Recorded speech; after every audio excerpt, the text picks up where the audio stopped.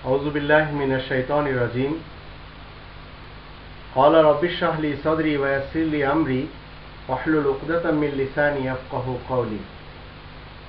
আপনি যদি মুসলিম হয়ে থাকেন তাহলে আপনাকে কোরআনের ৬৩৪৮টি আহসানুল হাদিস, যার ভিতরে কোনো সন্দেহ নেই, মানতে হবে এবং আপনার আশেপাশে যারা মুনকিরিনে হাদিস রয়েছে তাদেরকে বর্জন করে চলতে হবে এই ইসলামের দৃষ্টিতে। আর মুনকিরিনে হাদিসদের পরিচয় কি? মুনকিরিনে হাদিসদের পরিচয় কোরআন আপনাকে আমাকে বলবে।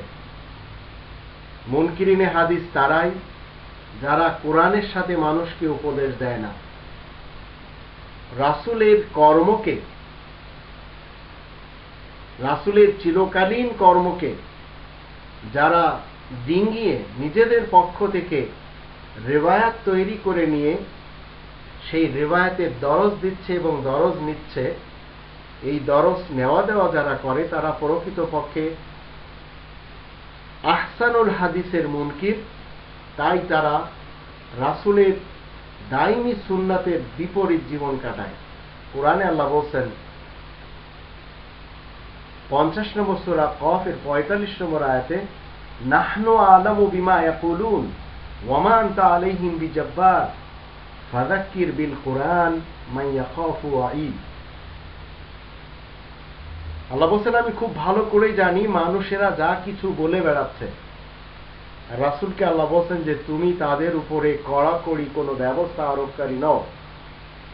সুতরাং যারা আমার ওয়াইদ থেকে, আমার শাস্তি থেকে ভয় করে জীবন কাটায় তাদেরকেই কোরআনের সাথে উপদেশ দাও। তো মুনকিরিনে হাদিসরা, এই আহসানুল হাদিসে যারা মুনকির, তারা কিসসা কাহিনী করে, রিওয়ায়াত বর্ণনা করে, ফাজাইল এবং মাসাইলের কথা বলে, ফিকা এবং ফতোয়ার কথা বলে। মূলত আহসানুল হাদিসের কথা তারা বলে না, কোরআনের সাথে মানুষকে উপদেশ দেয় না।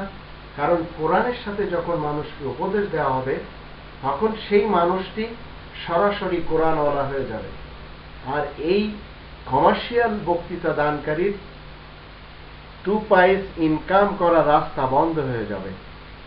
সেই হেতু মুনকিরিনে হাদিসদের চেনার ১ নম্বর পরিচয় হলো যে তারা যখন কথা বলবে তখন তাদের সাথে কোরআন থাকবে না, এবং রাসূল কারীমের দাইমি প্র্যাকটিস হচ্ছে কোরআন খুলে মানুষের সমস্যার সমাধান দেওয়া।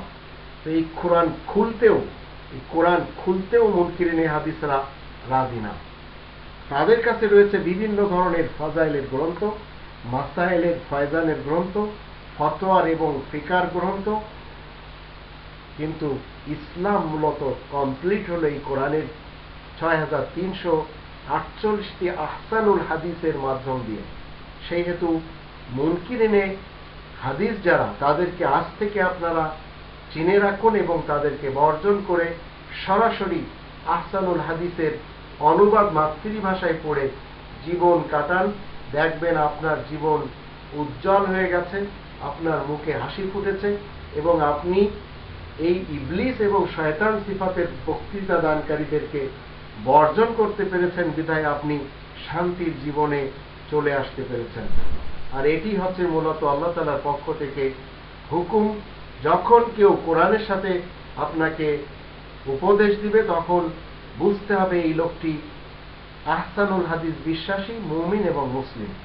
অন্যথায় মুনকিরিনে হাদিস, তাদের কোনো কথা গ্রহণযোগ্য নয় এবং মানা যাবে না।